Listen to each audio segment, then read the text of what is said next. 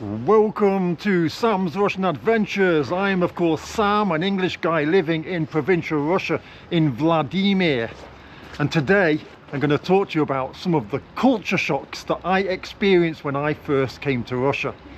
And in order to understand this, you need to understand when I came to Russia, which was in 2002, and things were extremely different back then.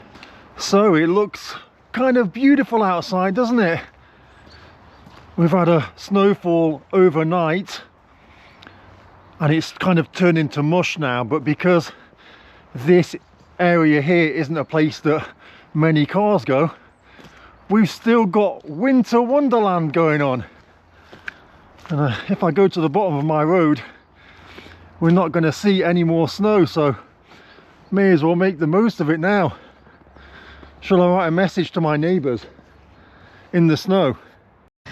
So the hire car doesn't come with anything to clean the snow with, and obviously my snow cleaning things are in my car, which is in the garage. So improvisation. So that piece of cardboard turned out to be quite good, and I've written this message as well. What do you think? Can you read it? Привет. Sosed. There we go. Now this thing is not a four-wheel drive, and it slides everywhere.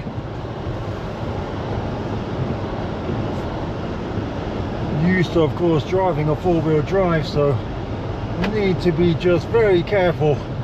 Don't want to crash the hire car. In the UK, when I was a kid, I hated when it snowed because the two things that I loved to do were skateboarding and football. And when you can't do either because of the weather, yeah, it spoils your mood, doesn't it?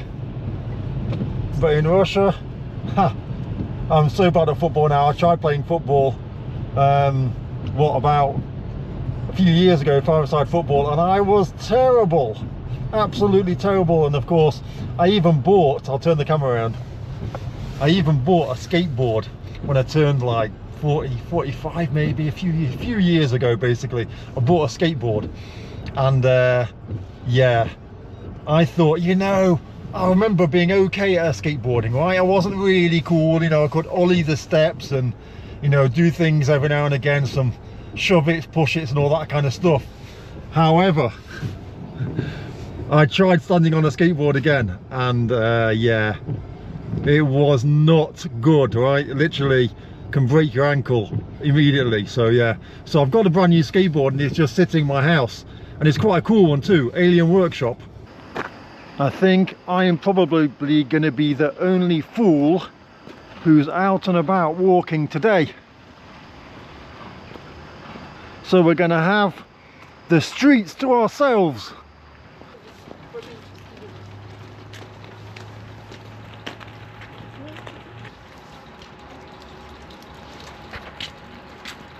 So when I first came to Russia, Russia was a completely different place to the Russia that you know now. Moscow was full of kiosks, the roads were pretty shocking, just completely different place. Russia was just recovering from the 90s. Vladimir Putin had not long ago come into power, and it was a, well, completely different world. And some of the first things that I noticed were the women would wear like boots with really long, what's the word, like high heel boots that would go up to their knees, and they'd wear skirts and tights even if it was like freezing cold and snowing. That was the fashion. And then the men would wear like these black pointed shoes that kind of fold up at the end. I bought some as well, and everyone would wear black jackets, either black leather jackets or some sort of like black kind of man style jacket. People weren't wearing sports stuff. Sports stuff was just for if you're doing sport, right? And it was very interesting back then. The way we would communicate if we were online would be through ICQ, And you could always tell who the Russian people were, because the Russian people would say in their bio, they'd say, "I go in for sport." So that's what it would translate to from the Russian. I've just realised I've never been inside this church, and I wonder if I can go inside or not. I mean, I can go inside. Can I go inside with the camera or not? Because obviously I want to film it for you guys. I mean, I can go inside and take a walk around in it. That's no problem, but will they let me show you what it's like inside? That's the deal. Some kind of church music is coming out of these speakers. Let's go and see if we can go in. It would be cool to go inside. And I mean, I don't attend the Orthodox church, I attend the Protestant church, and the Orthodox church for me is kind of very museum-like. That's the way I would explain it. Oh no, I think it's closed. Let's see, is that the main door there? Perhaps there's another door somewhere to get in. Well, I like these lights. I haven't noticed these before. Maybe they're new. I don't know. They're nice, aren't they? So it says the entrance is that way, but I'm not sure what is the entrance for. Let's go and have a look. Maybe it's a Sunday school or something, or part of the church building. Let's go and have a look. Can't believe I haven't noticed these before, these lights. So, okay, so this right here is the centre of classical music. So obviously I'm not going to go in there. I've got no right to go in, no reason to go in. But this says it's working from 7:30 till 7 in the evening. So let's go and have a peek. So they might ask for a donation in order to film. And I've only got 20 quid with me, 2,000 rubles. I suppose I can give them that. I'd rather not give them all of that. So there you go, I parted with 20 quid. Wow. Do you like Orthodox churches, guys? So as far as I can remember, there's a way that you're supposed to walk around. You go from one place to another, you pray to the Mother of God, and then you pray to Jesus, and I might be completely wrong, so don't hold me to that. I just love looking at the artwork and imagining how it would have been in the past. What do you think of it? Now I have the option to get one of these candles and to pray, but I said I can pray without the candle.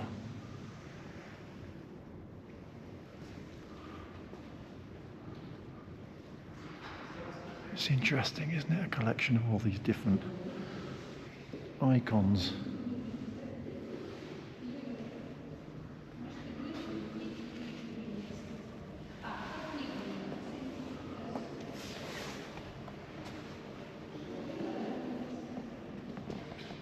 I've got a friend who attends the Orthodox church, and he says to me that the Protestant church is not a good church because it's too much fun, and serving God should not be fun.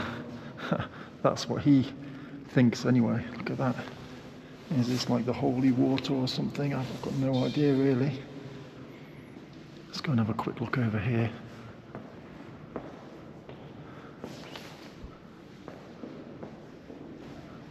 Wow.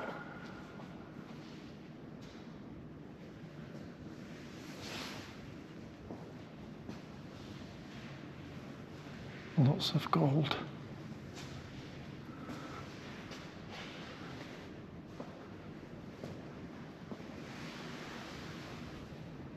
And then this is a little bookshop, look. The things you can buy. You can buy some icons and things like that. Some books, prayer books and stuff. And I think down there, maybe it's like a Sunday school or something like that. Or maybe just a kind of area for the people that work here to sit and eat and things like that, maybe.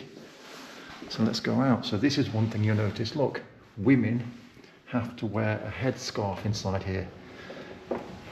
And in theory, I should have taken off my hat, but I completely forgot and no one told me to take it off. So yeah, it's just a tradition, isn't it? And something that you're supposed to do. And yeah. Right, let's go and have a walk perhaps up to the other church. So the next thing that was a real culture shock for me in those days, right, those early days of Russia for me in the early 2000s, was the lack of kind of health and safety. Now, things have completely improved, I understand that, but if you still go to villages like out in the countryside, you'll see that level of health and safety where there'll be a playground with a massive spike sticking up and no one cares, and it's very refreshing. It kind of reminds me of the 80s in the UK when I was growing up. You'd go to the park, you'd graze your knee, it was normal life. And then now, obviously, parks in the UK, very safe. If like something becomes, I don't know, damaged, then they'll close the whole thing down and no one can go in it for a while. And just that kind of lack of health and safety was very, very refreshing. You'd walk down the road, there'd be a hole in the road and nothing there, no sign, no anything at all. It was like, wow, this is really cool. And so it kind of reminded me of my childhood. The snow cleaners are already out in full force. I still love the dirty look you get sometimes when you're holding a camera. And I wasn't even recording, the camera was like down by my side in my hand. But obviously the person cleaning the snow had seen that I was filming from further down the street, and as I walked past him, it was kind of like just a look of utter disgust to have a camera in my hand. To be fair to him, I'm guessing he's thinking, I hope I wasn't caught cleaning the snow, and then the whole world is going to know that that's my job. So completely understandable. Hey, it's so peaceful out here right now because of the weather. There's only a few people that have dared to go outside, and yeah, I'm one of them. The next thing that I noticed was, back in those days, and probably still to an extent now, people just mind their own business. And there was lots of situations where I'd be like, whoa, we shouldn't be minding our own business at this moment, we should be doing something. And people just would mind their own business. I remember an example, for example, there used to be a chemist, a pharmacy right in the city centre, and I remember going inside and I had to climb over a person, alcoholic I guess, homeless person maybe, just sleeping there on the ground, and I had to climb over them to get inside. And I went inside and I said to the lady, there's someone sleeping outside. She was like, oh yeah, it's all right, they're probably just sleeping it off. And I'm thinking, oh, okay. And that was just normal. And yeah, I mean, it's not to say that, you know, there's not drunks in the UK sleeping like that, right? But it was just weird because it's right in the city centre, and I had to step over the guy literally to get inside the pharmacy, and it was just like, yeah, he's fine, leave him. And I'm like, oh, okay, fine. So the view is probably very beautiful, but we can't really see much of it. But it's nice just to see the snow falling, isn't it? That's enough for me today.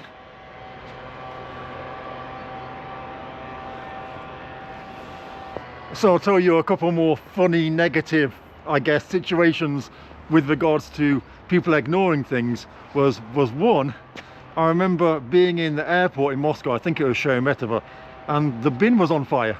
And people were just walking past it. People had obviously smoked a cigarette. You could, in the past, you'd just stand in an area where, you know, you could smoke, there'd be a smoking area. And the bin was on fire, and people were just walking past, and I was thinking, wow, that's crazy. You know, no one's like, hey, the bin's on fire. It's like, nah, whatever. And this is an airport, right? So it was just funny. I just thought, wow, it's a completely different mindset. No one's caring. It's someone's job. Someone will handle it. No one else needs to panic. It's just a bin on fire. It's completely fine. And then I saw another incident I can remember. There was a huge car crash, and the car turned over.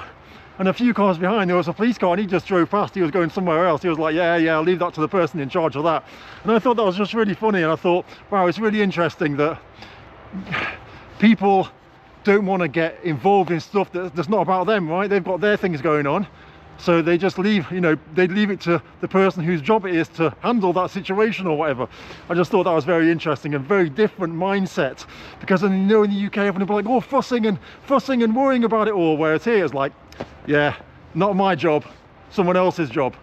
So I just want to point out before I go any further that that mindset is no more, right? People would handle those situations completely different now than they would have done back then. Right, people are more kind of socially responsible, more kind of like caring about others. I wouldn't say in the past that they didn't care, but it just wasn't a thing to interfere in something that there's nothing to do with you. I think that's probably the way I'd say it. Whereas now, yeah, people will be rushing to help. I think it'd be completely different mindset. I've noticed the guy down here looks like a tourist. Let's go and say hello. Здравствуйте. Вы турист? Да, откуда приехал сюда? О, а вы здесь первый день, да? Второй. Второй. И как вам? Первый раз во Владимире, да? Первый. И как вам? Сегодня получше. Да. Больше снега. Понятно. Вчера как-то грязный, да? Как-то, да? Ну, весь мусор под снегом остался. Понятно, ясно, да. А вы откуда? Я из Англии. Англия? Я из Англии, да. Но я здесь живу, во Владимире, да. Из какого города вы? Ноттингем. Ноттингем? Да. Вы там были? Нет, я был только в Лондоне и в Уэмбли. А, Уэмбли, да, в стадион. Что вы смотрели там, футбол или? Да. Да? А какая игра была? Что было? Россия, Англия. А, серьезно? 2008 год. О, Англия победили, да, в этот, да? А в России? Да, в России победили Россию, да. И я даже помню, потому что мы в одном и той же группе. Россия заняла второе место в группе, Англия третье. Мы летали, и Россия до полуфинала даже играла, да? Против Испании, я помню, да. Бронзовые медали. Да, помню, да. Goose-hitting, да, был в это. Аршавин и все это, да, вот это, да. Круто. So I just met this really cool guy called Andrei, and he's from St. Petersburg, and we chatted for a while, really cool. I don't know what it is, but people from St. Petersburg are really, really nice. I've said this loads of times. Whenever I see someone, you can see that that person is approachable, whether they're approachable or not. And I saw this guy and I thought, yes, he is approachable. He is someone I can go and speak to. So I went to speak to him. He speaks English and he's following Zenit St. Petersburg as they go and play their away games. He's been to Nizhny Novgorod to watch them. They won there. And then he's going tomorrow to Moscow to watch Zenit play against Dynamo Moscow. And then he's going back to St. Petersburg. So he's like a traveling football fan going to watch his team play. Really cool guy. Seems really, really friendly. And they're the type of people that I love in Russia. And that brings me on to something else that is positive that I noticed, which was a culture shock for me, was how certain people would be very, very interested in meeting you and speaking to you, because whether people like it or not, right, lots of Russians are interested in British culture, British music, British football. We have lots of things in the UK that are very exportable, right, that are very marketable. And there's people that are just very keen to learn about stuff, and so they'll see you, you stand out for a mile, you stand like, you know, you're obviously foreign, they'll speak to you, you're from the UK, and they'll start telling you about all their favourite rock groups and the first rock record they bought, and some of their famous English people that they love, and talk about their football teams that they follow, and lots of random stories about how they visited the UK and stuff like that, which is really interesting, because, you know, strangers just want to speak to you because you're different, you're interesting, and they want to tell you about themselves, which is really, really cool. And Andrei, hopefully he's going to watch this video. Yeah, Andrei, it was really cool to meet you. So let's go and have a look inside this church. I don't know if I'm allowed to go inside or not, but we've had one success already today, haven't we? We've been inside one church, so if we get told we can't go in this one, then, well, it's not a great loss, is it? We might be allowed to go in both. So they've told me I can film inside, so let's go and have a look. The thing is, I haven't got any more money to give donations.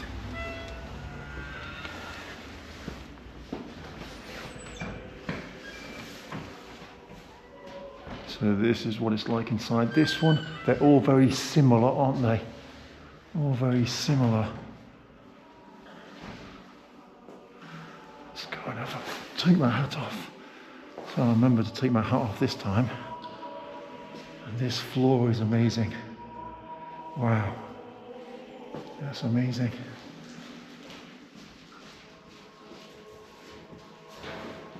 Wow. Incredible.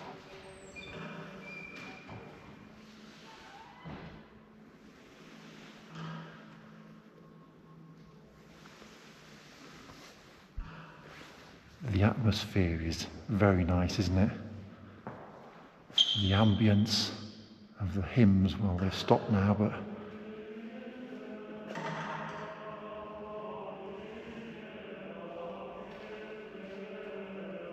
amazing.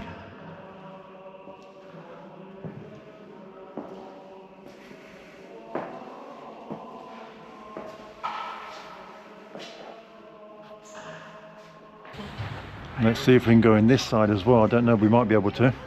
So we couldn't go in that one, but 2 out of 3. That's not bad. That is not bad at all, considering my luck usually anyway. So another thing that is connected to meeting nice people who are interested in you is that birds were interested in me. Like nice, fit women who dress like women, who look incredible. They were interested in me, and I was like, whoa, this is really weird, because obviously I'm not the best looking guy in the world. You know, I'm used to dealing with scraps. Well, I was at that time in my life, right? Not very self-confident or whatever now. I'll approach anyone, I don't care. But in those days, yeah, I wasn't very self-confident at all. And it was really weird to have really, really beautiful women interested in me. It was a sign of the times, right? I was kind of exotic, maybe. And it was weird though. It was really weird. And I was always kind of like, why do you like me? Why would this bird, who's ridiculously beautiful, like absolutely amazing and interesting and speaks fluent in English, why do you like me? I just didn't get it, you know. I was always like suspicious about it, you know. I'd be like, hang a second, you know, in the UK I didn't have a bird for the last 5 years, and then you come to Russia and you've been here for a couple of days and fitch birds want to speak to you. And it was just, I was like, nah, something fishy about this, you know. I guess my self-worth, self-value was not the highest, but yeah, I had relationships, lots of relationships, but I never really took them really seriously, because I just thought, yeah, there's something weird about this. What's going on? Do you think I'm a millionaire? Do you want to move to the UK? Why is it? And it was only after living here for a while that I realized that they were just normal. The women were just normal, because in Russia, lots of women are extremely beautiful. And so it wasn't that these women were exceptionally beautiful, they were just normal Russian women. So back down here again. The next culture shock was Russian cars everywhere. Russian cars everywhere. I'd say half the cars that were here were Russian. The taxis were Volgas, old Ladas, but loads and loads of Volgas. And another thing was hitchhiking. You could hitchhike. Everyone hitchhiked. You didn't need to call a taxi. You just stand in the city centre or stand on the road, stick your hand out. Sometimes a taxi would stop, sometimes just a normal person would stop, and they'd be going the way you're going. They'd give you a lift, you give them a bit of money, and it was normal. So hitchhiking was just like a normal thing. It's not anymore. I think people don't need to hitchhike now. You can obviously use your app to order taxis, and so there's none of that business going on. Perhaps in smaller towns it's still a thing.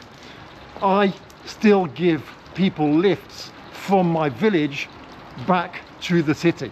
So if I see a grandma standing there with bags at the bus stop, or maybe coming out of the garden settlement near to where I live, I'll say to them, you know, do you want a lift? I'll take you to the town, no problem. I even take them home. I'll take them right to their house, you know.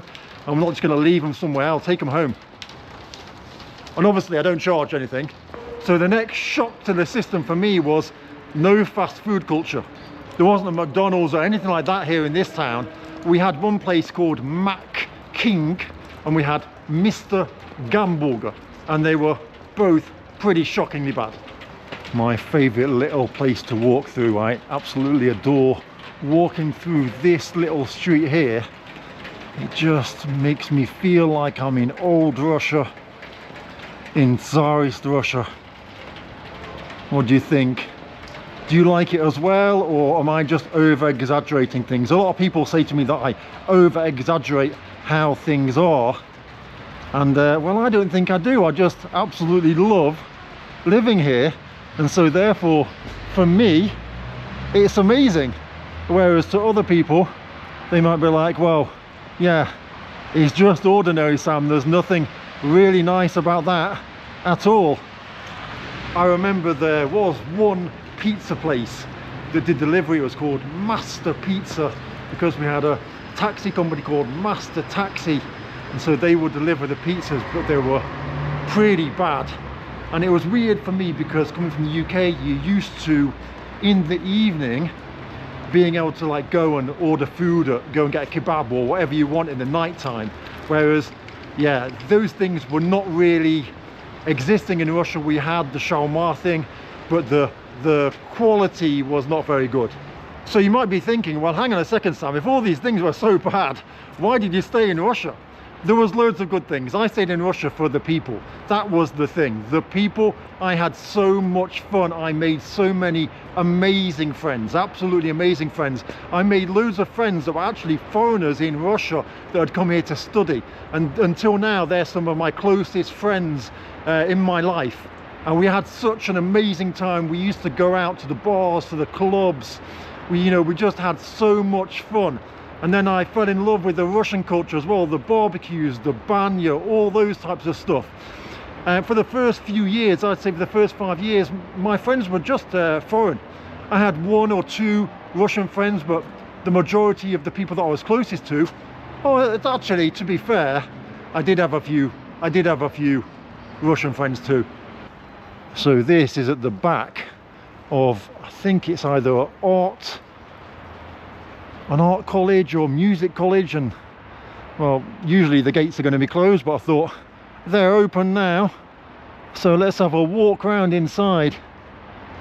I like these things. I like how they've got the podium here. Look, in the summer they have events on here. I think it is the musical college, and I just love these balconies and just the difference of it all, right? The different levels, different sizes. It's so cool. And this place, you can see they've already put the Christmas decorations up.